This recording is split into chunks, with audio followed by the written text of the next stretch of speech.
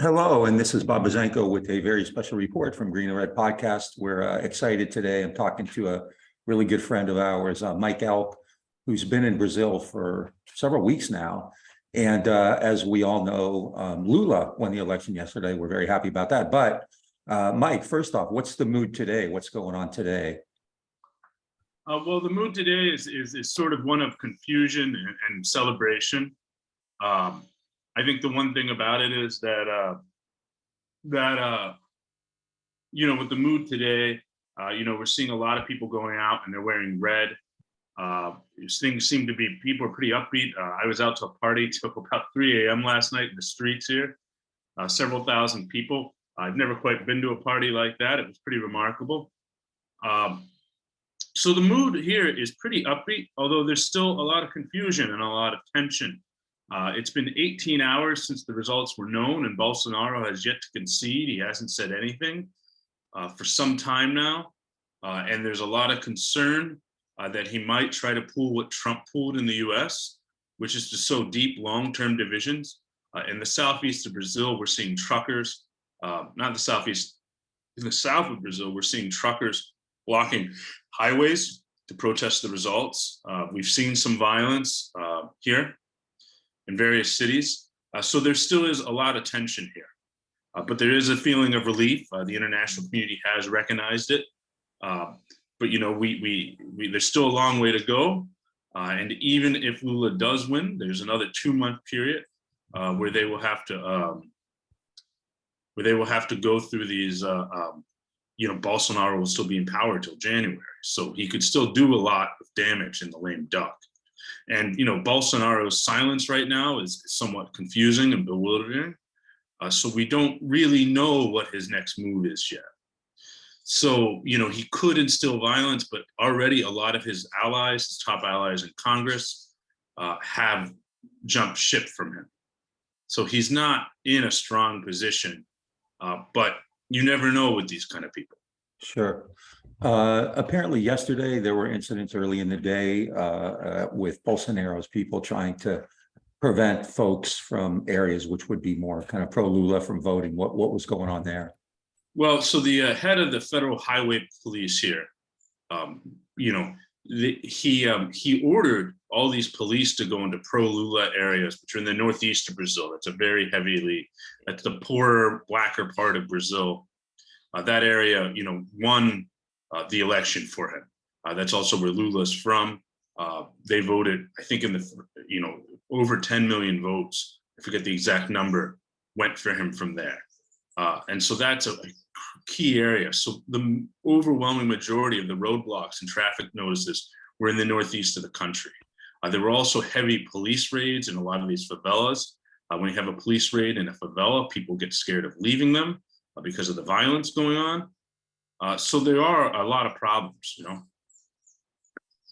You mentioned the international community. I was curious if you have any sense of how important that is. I noticed that Biden immediately recognized them. And there were reports a month or so ago that the Americans in Brazil had told Bolsonaro's people not to try anything, kind of extreme.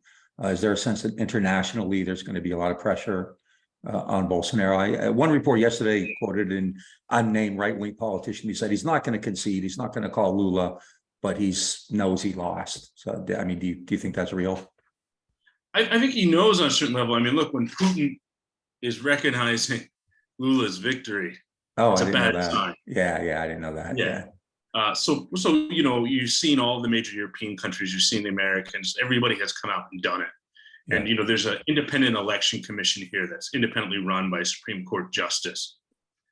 And that's really, a big chunk of what we're, why this election is so well received in the international community. I mean, it's sort of wild explaining to Brazilians how Americans have these weird voter registration laws and how, people get kicked off the rolls and people get gerrymandered and all that stuff. This was a popular vote here. So Lula won by something like 2 million votes. So still very closely divided, and there's still going to be a lot of doubt. I mean, Lula has claimed the media. I mean, Bolsonaro has claimed that the media was against him. He's claimed all kinds of things. He's claimed that the polling agencies hurt him. And so, we're going to see some problems for some time to come. Yeah.